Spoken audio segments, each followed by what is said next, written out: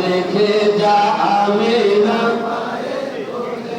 কুল মাখলুক আজ ধ্বনি ওঠে কে রই কালমা শাহাদাতের বাণী নিয়ে কালমা শাহাদাতের বাণী ঠোঁটে কে রই খোদার জ্যোতি পেশানিতে ফোটে কে রই আকাশ বাতাস গোটা পরে লুটে কে রই পরে দরুদ ফেরেশতা বেহেশতের সব দুয়ার খোলে তোরা দেখে যা আমিনার মায়ের কোলে।